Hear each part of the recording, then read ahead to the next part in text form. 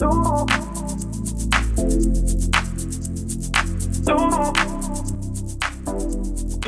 good to be here with you today. I am so excited. We have a nominee for the Marion Lindblad-Goldberg Award in our inaugural year, the one and only Jerome Williams. The crowd goes wild. So lucky to have a couple people joining today that are able to speak to their experience and them not being surprised that Jerome's been nominated for the award. And I want to turn first to Rachel, who's one of the program directors in the cohort that works with Jerome. Rachel, can you speak to what you appreciate about Jerome and, not being surprised that he was nominated? So we can hear from you and your experience with Jerome. Yes, of course. Jerome, congratulations. I am not surprised you have been nominated. So congrats. I have appreciated the way you have come into our clinical trainings has been just welcoming all around. But your ability to always engage in our social ecology and promote our ecosystem and our eco map within supervisors, I appreciate it so much. Your encouragement, and this is one of my post-its that I write often of yours, but your encouragement to really dive into that deliberate practice outside of our sessions and outside of our supervisions, so we build our confidence within that, to take it back to clinical, to take it back to supervisions. As much as I don't like the practice, it is extremely helpful. So I very much appreciate that. So Julie, thanks for being willing to jump on with me. I know that Jerome is one of your trainers in the Allentown cohort.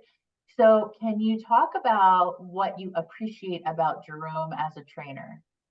Yeah, of course. So Jerome is just one of those individuals that can light up a room. You kind of walk in and just feel this ease, this comfortability, knowing that he understands. He always validates any comment that we have, or any perspective. He's always open-minded to it.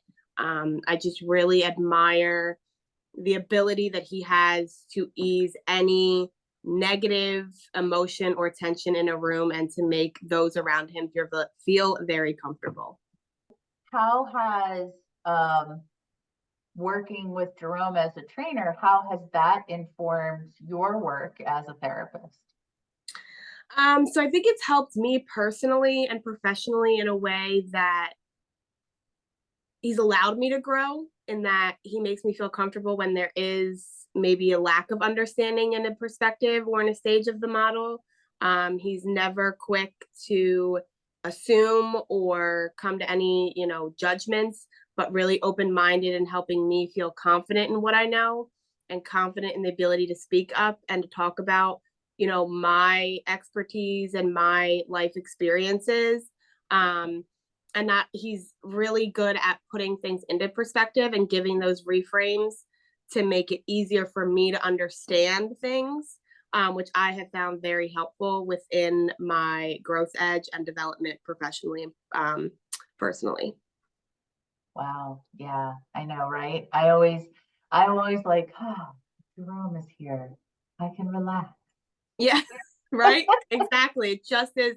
And his tone of voice is just welcoming and very helpful with everything, making it very comfortable to be around. I myself am also not surprised that Jerome's been nominated.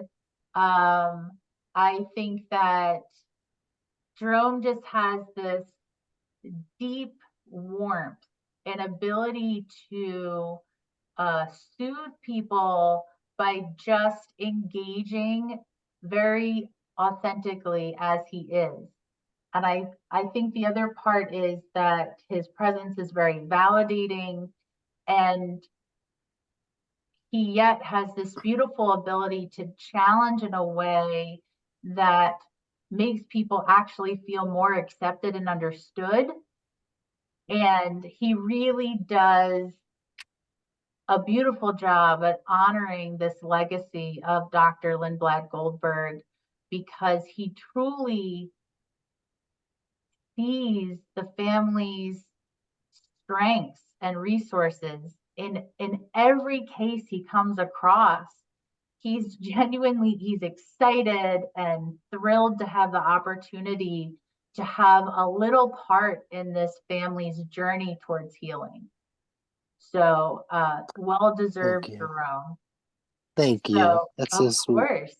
So Jerome, what does it mean to you to be recognized by your peers and your the trainees as having the passion and commitment for systemic family therapy that honors Dr. Lindblad-Goldberg? Oh, I mean, it means the world.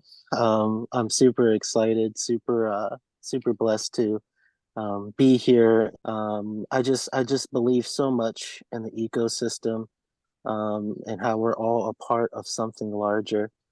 And that we're banding together, we're a part of history, something that's happening historically. I enjoy being in the training room. I enjoy being, especially in the supervisors with the supervisors, and just examining how we can all come together and be comfortable with being uncomfortable, right?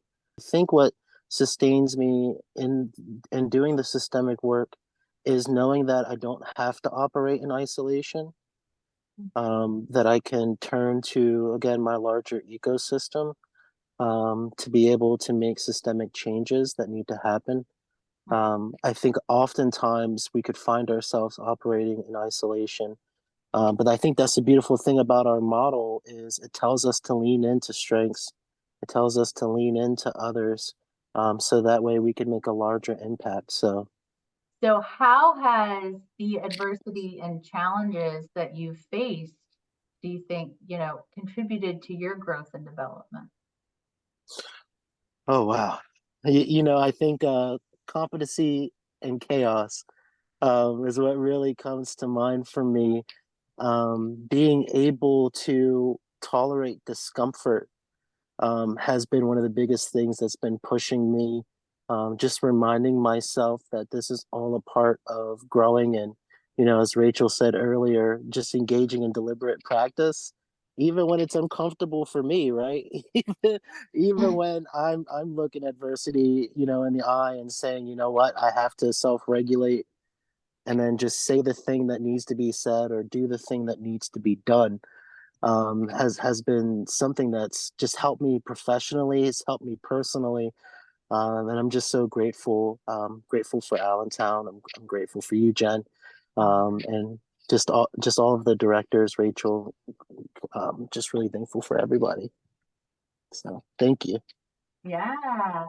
Well, you guys heard it first. Jerome Williams, right from the mouth. You better get your Post-it notes out, everyone. Make them into posters. That's right. So if you haven't already, we encourage you to subscribe to the blog. And don't forget to check us out on our socials. Until next time, everyone, we'll see y'all soon. Bye, everyone. Bye.